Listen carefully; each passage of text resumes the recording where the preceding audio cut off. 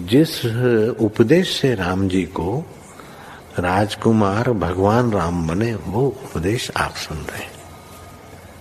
कितना ऊंचा ग्रंथ है। इसको वाल्मीकि रामायण भी बोलते, योग वशिष्ठ महारामायण भी बोलते। राम तीर्थ ने इसी का बार बार अध्ययन किया था।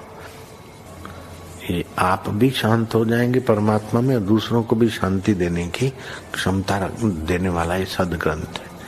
इसको वेदांत का सिद्धांत ग्रंथ बोलते हैं। दूसरे होते प्रक्रिया ग्रंथ। ये करके फिर कब वो आचार्य बनो तब समझो, ये तो थोड़ा पढ़ो और फिर वही सिद्धांत की बात। तो बार बार योग वशिष्ठ महारामायण विचारने योग। ओम श्री सद्गुरु परमात्मने नमः। वशिष्ठ जी बोले, हे राम जी, यह विश्व आत्म स्वरूप है। जैसे मणि में चमक का चमत्कार होता है, वैसे ही विश्व आत्मा का चमत्कार है। जो कुछ तुमको दिखता है सो आत्मा ही है। आत्मा के बिना आभास नहीं होता।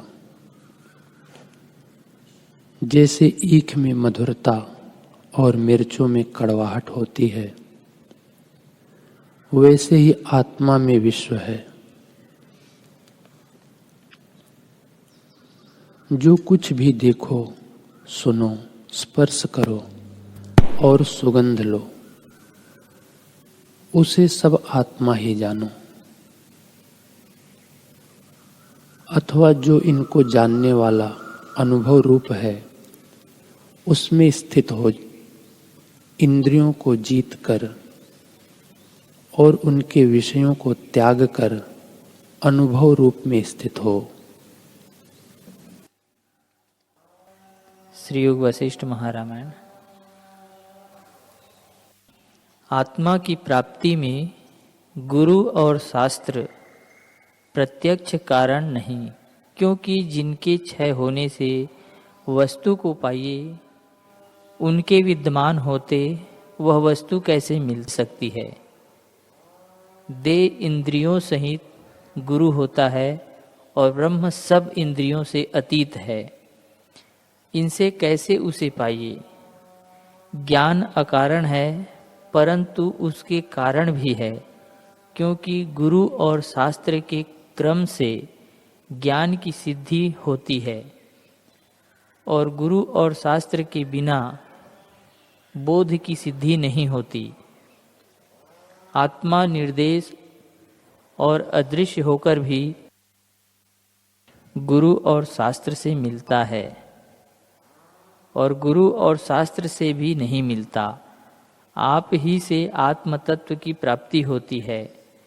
जैसे अंधकार में पदार्थ हो और दीपक के प्रकाश से दिखे, तो दीपक से उसे नहीं पाया, अपने आप से पाया है। वैसे ही गुरु और शास्त्र भी हैं। यदि दीपक हो और नेत्र न हो, तब कैसे वस्तु को पाइए। और नेत्र हो और दीपक न हो, तो भी नहीं पाया जाता। जब दोनों हो तब पदार्थ पाया जाता है। वैसे ही गुरु और शास्त्र भी हो और अपना पुरुषार्थ और तीक्ष्ण बुद्धि हो, तब आत्म तत्व मिलता है, अन्यथा नहीं पाया जाता। श्री वशिष्ठ जी बोले, हे रामचंद्र जी, परम सिद्धि आत्मपद है। जिसको आत्मपद की प्राप्ति हुई है, वह इन सिद्धियों की अभिलाषा नहीं करता।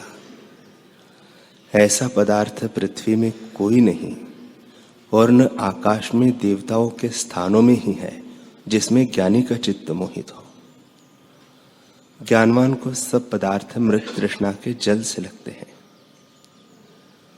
मेरा सिद्धांत तो यही है कि सदा विषयों से उपरत रहना और आत्मा को परम इष्ट जानना ही ज्ञान है। ज्ञानी को जो प्रारब्ध से प्राप्त हो, उसको वह करता है। परंतु करने से उसका कुछ अर्थ सिद्ध नहीं होता और न करने में कुछ प्रत्यवाय भी नहीं होता। न किसी अर्थ का वह आश्रय करता है, न किसी के निमित्त किसी भूत का आश्रय करता है और सर्वदा अपने स्वभाव में स्थित होता है। ऐसे निश्चय को पाकर उसे आश्चर्य होता है। वह कहता है कि बड़ा आश्चर्य है, जो सदा अपना स्वरूप है उसको भूलकर मैं इतने काल तक भ्रमता रहा, पर अब मुझको शांति प्राप्त हुई है। जगत को देखकर वह हंसता है, क्योंकि यह जगत आभास रूप है और अपनी ही संवित में स्थित है। जैसे आरसी में प्रतिबिंब पड़ता है, वैसे ही अपने संवित में जगत स्थित है। उसको जो द्वैत जानता है और राग द्वेष से जलता है, ऐसे अज्ञानी को देखकर ज्ञानी हंसता है और व्यवहार करता भी हंसता है। जैसे किसी ने स्वप्न में हाथ में सुवर्ण दिया और फिर ले लिया, और इसने उसको स्वप्न जाना तो चेष्टा करता है, परंतु हंसता है और कहता है कि यह मेरा ही स्वरूप है। वैसे ही ज्ञानी व्यवहार करता भी अपने निश्चय में हंसता है। जैसे किसी ग्राम में अग्नि लगे और एक पुरुष उस गांव से निकलकर पर्वत पर जा बैठे, तब वह जलतों को देखकर हंसता है। वैसे ही ज्ञानवान पुरुष भी संसार रूपी जलते नगर से निकलकर आत्मरूपी पर्वत पर जा बैठा है और अज्ञानियों को जलता देखकर हंसता है, अर्थात आप अशोक होकर उनको सशोक देखता है। हे रामचंद्र जी, जब ज्ञानवान बोध दृष्टि से देखता है तब अद्वैत सत्ता ही दिखती है, और जब अंतवाहक में स्थित होकर देखता है तब जैसे पदार्थ होते हैं वैसा ही उनको देखता है और अपने आप को सदा शांत रूप देखता है। श्री योग वासिष्ठ महारामायण निर्वाण प्रकरण सर्ग 60। श्री वशिष्ठ जी बोले, हे रामचंद्र जी,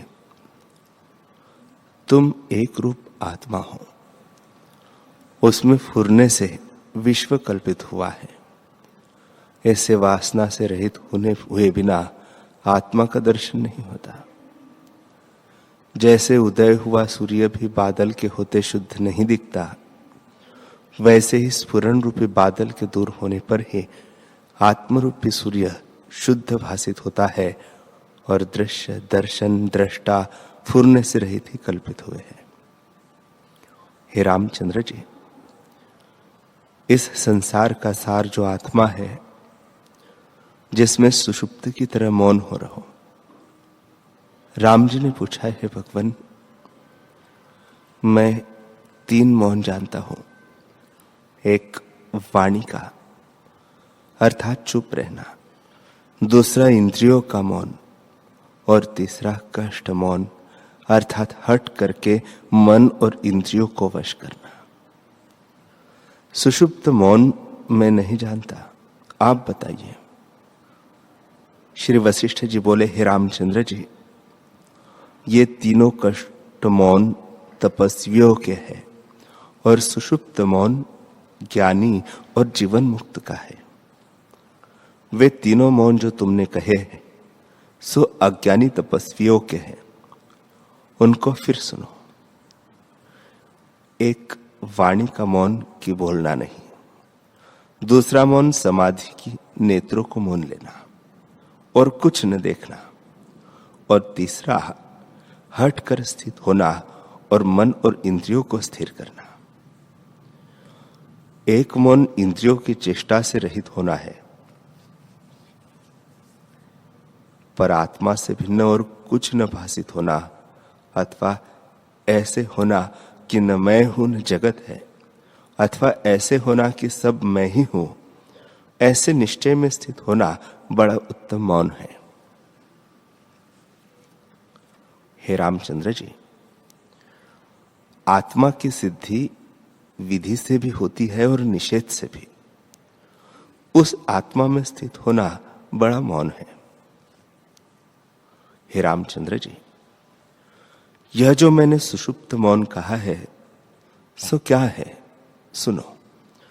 द्वैत रूप संसार के फुरने से सुषुप्त होना, आत्मा में जागना और ऐसे देखना कि न मुझ में जागृत है, न स्वप्न है, न सुषुप्ति है, इस निश्चय में स्थित होना तुर्यातीत अवस्था है। यह पंचम मौन है। ऐसा तुर्यातीत पद अनादि, अनंत, जरा से रहित, शुद्ध निर्दोष है। हे रामचंद्र जी, ज्ञानी इंद्रियों को रोकने की इच्छा भी नहीं करता और न विचरने की इच्छा करता है। जो स्वाभाविक आ पड़े उसी में स्थित होता है। यह परम मौन है। ज्ञानी को सुख की इच्छा भी नहीं और दुख का त्रास भी नहीं। वह हेय और उपादेय से रहित है। हे रामचंद्र जी, तुम रघुवंश के चंद्रमा हो, अपने स्वभाव में स्थित हो। संसार भ्रम मन के फुरने से होता है सो मिथ्या है, वास्तव नहीं। और न शरीर सत्य है, न माया सत्य है। हे रामचंद्र जी, तुम्हारा स्वरूप ओमकार चैतन्य ब्रह्म है। इस ओमकार को अंगीकार करके स्थित होना परम उत्तम मौन है। राम जी ने पूछा, हे भगवान, यह जो पीछे आपने सब रुद्र कहे, वे रुद्र थे अथवा रुद्र के गण थे? वशिष्ठ जी बोले, हे रामचंद्र जी, जिसको रुद्र कहते हैं उसी को गण कहते हैं। ये सभी रुद्र हैं। फिर राम जी ने पूछा, हे भगवान, यह जो आपने कहा कि सब रुद्र हुए, तो ये एक चित्र थे, सब क्यों कर हुए? जैसे दीपक से दीपक होता है, क्या इसी भांति हुए? वशिष्ठ जी बोले, हे रामचंद्र जी, एक सावरण है, दूसरा निरावरण है। जिसका शुद्ध अंतःकरण है वह निरावरण है, और जिसका मलिन अंतःकरण है वह सावरण है। शुद्ध अंतःकरण में जैसा निश्चय होता है वैसा ही तत्काल आगे सिद्ध होता है, और मलिन अंतःकरण का निश्चय सिद्ध नहीं होता। इससे जो शुद्ध निवारण रुद्र है वही आत्मा और सर्वव्यापी है। जो उसका निश्चय होता है वह सत्य है। राम जी ने पूछा, हे भगवान, सदाशिव की चेष्टा तो मलिन है। रुंडों की माला गले में धारण करते हैं और विभूति लगाकर श्मशान में विहार करते हैं। स्त्री बाएं अंग में रहती है। आप क्यों कर कहते हैं कि उनका अंतःकरण शुद्ध है? श्री वशिष्ठ जी बोले, हे रामचंद्र जी, शुद्ध अशुद्ध अज्ञानी को कहते हैं। जो शुद्ध रहे, अशुद्ध में न लिप्त हो, वह ज्ञानी है। वह अपने में क्रिया नहीं देखता और उसको शुद्ध अशुद्ध में राग द्वेष नहीं होता। ऐसे सदाशिव को ग्रहण या त्याग नहीं है। उनकी दृष्टि में जो स्वाभाविक चेष्टा होती है सो हो। वह ऐसे होती है जैसे आदि परमात्मा विष्णु भगवान चार भुजा धारण किए संसार की रक्षा करने के लिए शुद्ध चेष्टा से अवतार लेकर धर्म की रक्षा करते हैं और पापियों को मारते हैं। यह आदि स्फुरण हुआ है। जो क्रिया स्वाभाविक ही आकर प्राप्त हो, उस क्रिया का राग द्वेष करके उनको हेय या उपादेय कुछ नहीं है। उनको क्रिया का अभिमान भी नहीं होता। इसी से क्रिया का बंधन उनको नहीं होता। इससे यह सिद्ध है कि संसार स्फुरण मात्र है। जब तुम फुरने से रहित होंगे तब तुमको त्रिपुटी न भासित होगी, अर्थात आत्मा से भिन्न कुछ नहीं भासित होगा। इससे अज्ञान रूप फुरने से रहित होकर जब तुमको आत्मपद का साक्षात्कार होगा तब तुम जानोगे कि मुझ में स्फुरण दृश्य अदृश्य कुछ नहीं, केवल आत्मपद है, जिसमें एक कहना भी नहीं तो द्वैत कहां से हो। हे रामचंद्र जी, दृश्य अदृश्य, फुरना न फुरना और विद्या अविद्या, ये सब उपदेश के निमित्त कहते हैं। आत्मा में कुछ नहीं कहा जाता। आत्मा एक है जिसमें द्वैत का अभाव है। जब चित्त परिणाम बहिर्मुख होता है तब विश्व का भान होता है, और जब चित्त अंतर्मुख परिणाम पाता है तब अहंता और ममता का नाश होता है और चैतन्य शेष रहता है। जब अतिशय अंतर्मुख परिणाम होता है तब चैतन्य भी नहीं कहा जाता, और जब इससे भी अतिशय परिणाम पाता है तब है या नहीं यह भी नहीं कहा जाता। हे रामचंद्र जी, ऐसा तुम्हारा आत्मा अपना आप स्वरूप और शांत पद है। उसमें वाणी की गति नहीं कि वह ऐसा है या वैसा है यह कहा जाए। ऐसा कहिए तो इंद्रियों का विषय है और वैसा कहिए तो इंद्रियों से परे है। जब तुम अपने में स्थित होंगे तब जानोगे कि मुझ में अहम का फुरना कुछ नहीं है। आत्मरूपी सूर्य का साक्षात्कार होने से दृश्य रूपी अंधकार का अभाव हो जाएगा, क्योंकि आत्मा तुम्हारा अपना रूप है जो केवल शांत रूप और निर्मल है।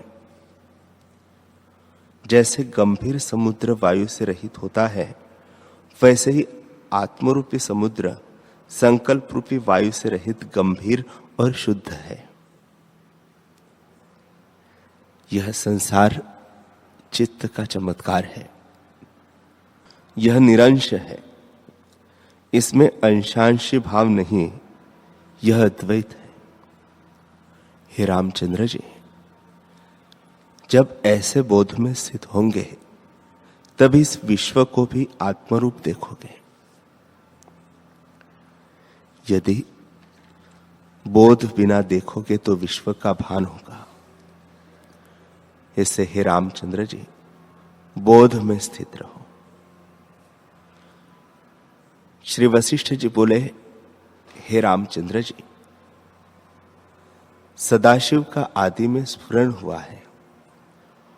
वह त्रिनेत्र है, विश्व का संहार करते हैं और शिरों की माला धारण किए हैं। ब्रह्मा के 4 मुख हैं और चारों वेद हाथ में हैं। वह संसार की उत्पत्ति करते हैं, उनकी ऐसी ही उत्पत्ति हुई है। हे रामचंद्र जी, ब्रह्मा, विष्णु और रुद्र ये तीनों एक रूप हैं। इनकी यही चेष्टा स्वाभाविक है। उन्होंने यह अपना कर्म न राग से अंगीकार किया है और न द्वेष करके उसका त्याग करते हैं। उनकी यह संज्ञा भी लोगों के देखने के लिए है। वे अपनी जान में कुछ नहीं करते, क्योंकि बोध में ही उनका जागृत है। बोध में जागृत क्या और कैसे होता है सो भी तुम सुनो। बोध सांख्य मार्ग से होता है और जागृति योग मार्ग से होती है। सांख्य मार्ग है तत्व और मिथ्या को विचारना। तत्व इस ज्ञान को कहते हैं कि मैं आत्मा सत और चैतन्य हूं और सब दृश्य मिथ्या, जड़ और असत है। अज्ञान मुझ में कल्पित है। असल में मैं अद्वैत आत्मा हूं और मुझ में अज्ञान और दृश्य दोनों नहीं है।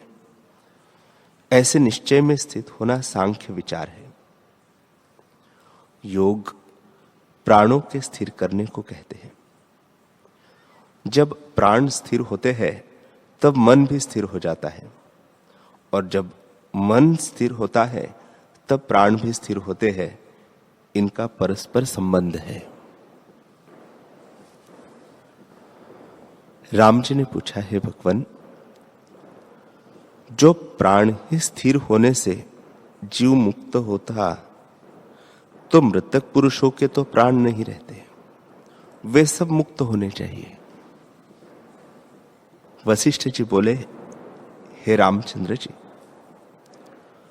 प्रथम तो श्रवण करो कि प्राण क्या पदार्थ है। यह जीव पूरी अष्टका में स्थित होकर जैसी वासना करता है, शरीर को त्याग कर उसी के अनुसार आकाश में स्थित होता है। इसी का नाम प्राण है। उस प्राण वासना रूप प्राण से फिर उसको संसार का भान होता है, और जब प्राण की वासना क्षय होती है तब वह मुक्त होता है। ज्ञानी की वासना क्षीण हो जाती है, इससे वह जन्म मरण से रहित होता है। जैसे भुना बीज फिर नहीं उगता, वैसे ही ज्ञानी को वासना के अभाव से जन्म मरण नहीं होता। हे रामचंद्र जी, जन्म मरण दोनों मार्गों से निवृत्त होता है और उसे दोनों का फल कहा है। हे राघव, ज्ञान से चित्त सत्यपद को प्राप्त होता है और योग से प्राणवायु स्थिर होती है, तब वासना का क्षय हो जाता है। जब स्वरूप की प्राप्ति होती है तब संसार के पदार्थों का अभाव हो जाता है। जैसे रसायन से तांबा सोना हो जाता है, फिर तांबे का भाव नहीं रहता, वैसे ही ज्ञान से विश्वरूपी तांबे की संज्ञा नहीं रहती। जैसे तांबे का तांबापन जाता रहता है, वैसे ही ज्ञान से जब चित्त सत्यरूप हुआ तब फिर संसारी नहीं होता। आत्मा में न बंधन है और न मोक्ष। परमात्मा एक अद्वैत है, तब उसमें बंध कहा और मोक्ष कहा। बंधन और मुक्ति चित्त की कल्पना है, और जो चित्त को शांत करने का उपाय कहो तो उसी से वह शांत होती है। इसी को मुक्ति कहते हैं, और बंधन मुक्ति को ही नहीं। चित्त के उदय होने का नाम बंधन है और चित्त का शांत होना ही मुक्ति है। हे रामचंद्र जी, जब मन अपने वश होता है तब आत्मपद प्राप्त होता है, अथवा जब प्राण स्थिर होते हैं तब आत्मपद प्राप्त होता है। यह संसार मृग तृष्णा के जलसा मिथ्या है। जब वासना निवृत्त होती है तब आत्मपद में स्थिति होती है। जैसे मेघ जब जल संयुक्त होते हैं तब गरजते हैं और वर्षा करते हैं, और जब वर्षा से रहित होते हैं तब शांत हो जाते हैं, वैसे ही जब वासना का क्षय होता है तब चित्त शांत हो जाता है। जैसे शरत काल में बादल और कुहरा निवृत्त होकर शुद्ध और निर्मल आकाश ही रहता है, वैसे ही वासना के निवृत्त होने से शुद्ध और केवल चैतन्य आत्मा होकर भासित होता है। जो तुम एक मुहूर्त भी चित्त बिना स्थित हो तो तुमको आत्मपद की प्राप्ति हो। जब तक चित्त की वासना क्षय नहीं होती तब तक जीव बड़े भ्रम देखता है। हे रामचंद्र जी, यह संसार मृग तृष्णा के जलसा असत है और आभास मात्र फुरता है।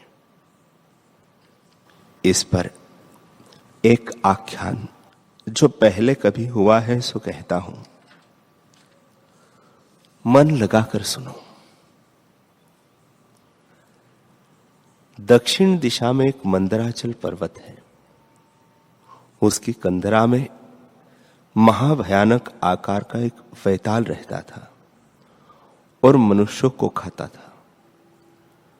उसके मन में विचार उपजा कि किसी नगर के जीवों का भोजन करूं, पर वह एक समय साधु का संग भी करता था और एक साधु को खा भी जाता था।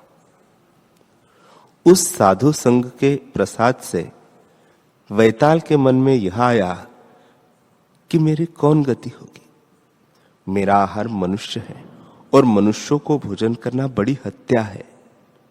इससे मैं एक वृत्ति बांध लूं कि जो मूर्ख और अज्ञानी मनुष्य हो उनको भोजन करूं और जो उत्तम पुरुष है उनको न खाऊं। हे रामचंद्र जी, निदान वह वैताल क्षुधातुर होने पर भी भले मनुष्यों को न खाता था। इसी प्रकार एक समय वह क्षुधा से बहुत व्याकुल हो रात्रि के समय घर से बाहर निकला तो संयोगवश उस नगर के राजा से, जो वीर यात्रा को निकला था, भेंट हो गई।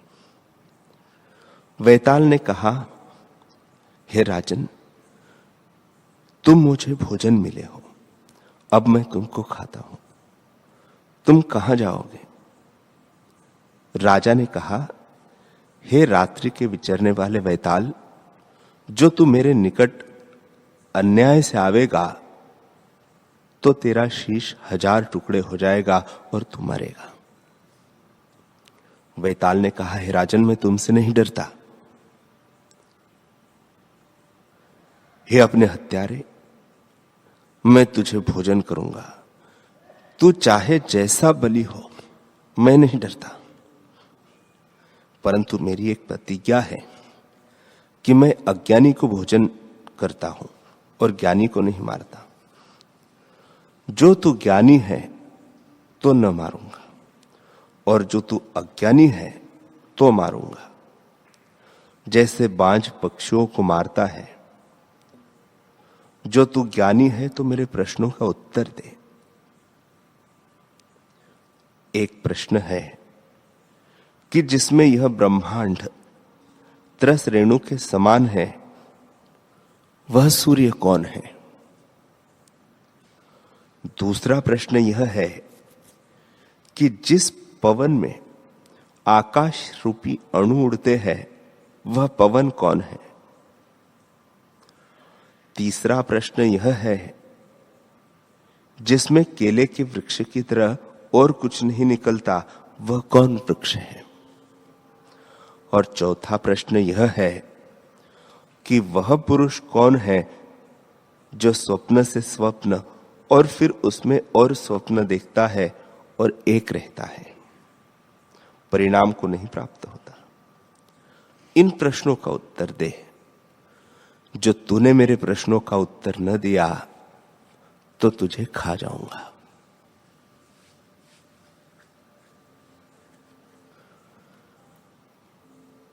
हरि ओम।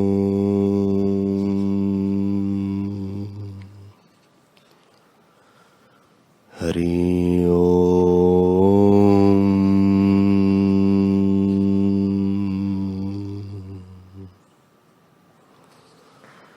हरि ओम।